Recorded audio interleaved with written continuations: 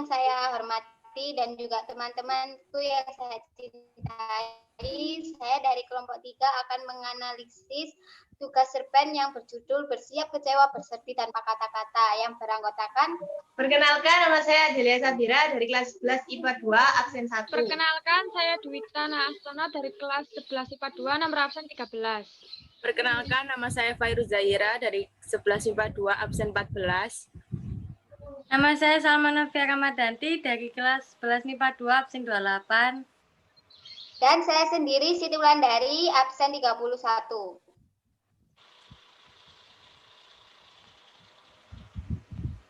Yang pertama, unsur intrinsik akan dijelaskan oleh teman saya, Adelia Sabira.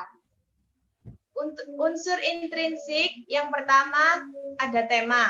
Seorang bapak menginginkan sebuah rangkaian bunga tulip dan mawar berwarna pastel.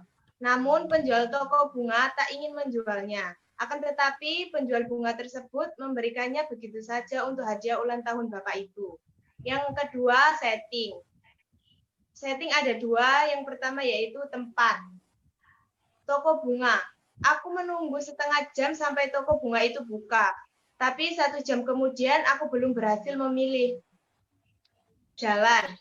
Tidak perlu dibeli. Ini hadiah dariku untuk Bapak. Dan aku mau mengantar Bapak pulang. Tunjukkan saja jalannya. Itu mobilku.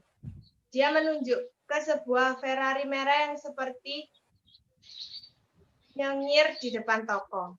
Yang selanjutnya akan dilanjutkan oleh Dwita. Setting yang kedua ada suasana. Bahagia. Aku tersenyum untuk meyakinkan dia bahwa aku tak marah. Percakapan kami tidak terlalu indah. Bunga itu hanya bonusnya. Aku sudah mendapatkan hadiah ulang tahun yang lain dari yang lain. Yang kedua, kesal. Bapak yang ulang tahun. Ya, kenapa? Mestinya mereka yang mengirimkan bunga untuk Bapak. Mereka siapa? Ya, keluarga Bapak, teman-teman Bapak, anak Bapak, istri Bapak, atau pacar Bapak. Mereka terlalu sibuk. Mengucapkan selamat tidak pernah mengganggu kesibukan. Yang ketiga, penasaran. Bagaimana kalau itu tidak ini, tapi itu tak dijual karena dibuat bukan untuk dijual. Sudah, katakan saja berapa duit. 1 juta. 2 apa? 2 juta. Aku melongo. Mana mungkin ada bunga harga 2 juta. Dan bunga itu jadi semakin indah. Aku mulai penasaran. Yang ketiga, waktu. Pagi sekitar jam 10.30 WIB. Yang ketiga, alur. Maju. Aku menunggu setengah jam sampai toko bunga itu buka. Tapi 1 jam kemudian, aku belum berhasil memilih ketika hampir aku putuskan untuk mencari ke tempat lain. Suara seorang perempuan menyapa. Dilanjutkan oleh Fairuz Zahira. Yang keempat ada tokoh.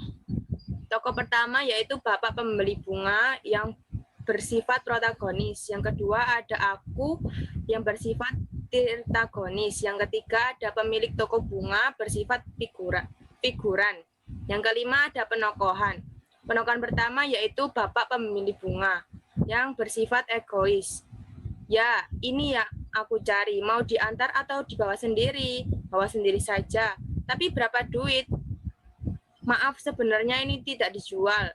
Tapi kalau Bapak mau, nanti saya bikinkan lagi. Tidak, aku mau ini.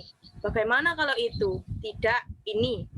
Tapi itu tidak dijual karena dibuat karena dibuat bukan untuk dijual. Sudah, katakan saja berapa duit? 1 juta. 2. 2 apa? 2 juta. Yang kedua, yaitu ada aku, yang bersifat baik, ramah, dan sopan. Aku tersenyum untuk meyakinkan dia bahwa aku tak marah. Percakapan kami tadi terlalu indah. Bunga itu hanya bonusnya.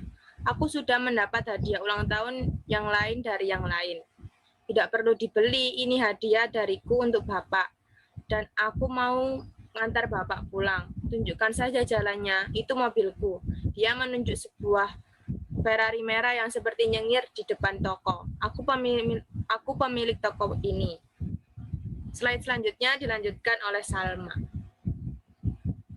Pemilik toko bunga yang bersifat baik. Ini uang Bapak, katanya memasukkan uang ke kantong bajuku sambil meraih bunga dari tanganku. Bapak simpan saja. Kenapa? Kan sudah aku beli. Aku raih bunga itu lagi, tapi dia mengelak. Tidak perlu dibeli, ini hadiah dariku untuk Bapak. Dan aku mau ngantar Bapak pulang, tunjukkan saja jalannya, itu mobilku. Dia menunjuk ke sebuah Ferrari merah yang seperti nyengir di depan toko.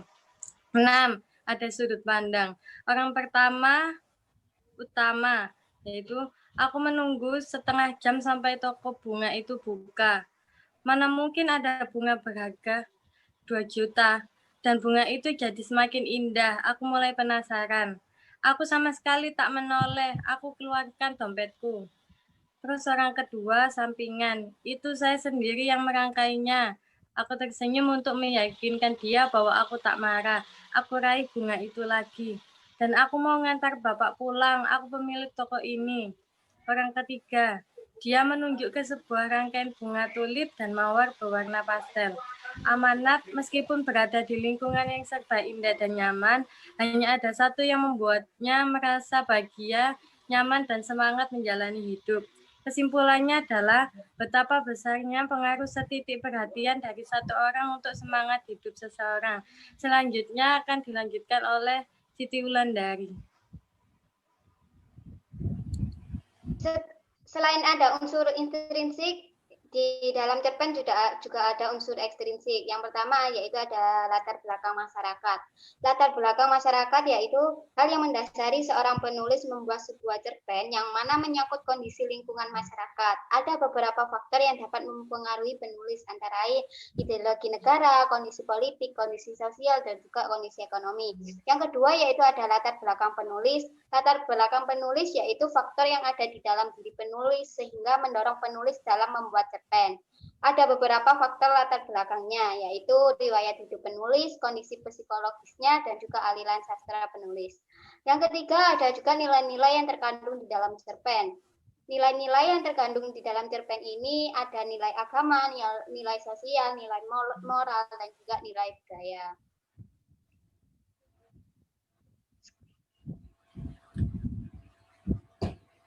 Sekian dari kelompok 3, mungkin ada kesalahan kata, mohon dimaklumi dan dimaafkan. Wassalamualaikum warahmatullahi wabarakatuh. Terima kasih. I'm an icon, man. And my girl about a 10. I should fuck her in a Benz. Niggas say they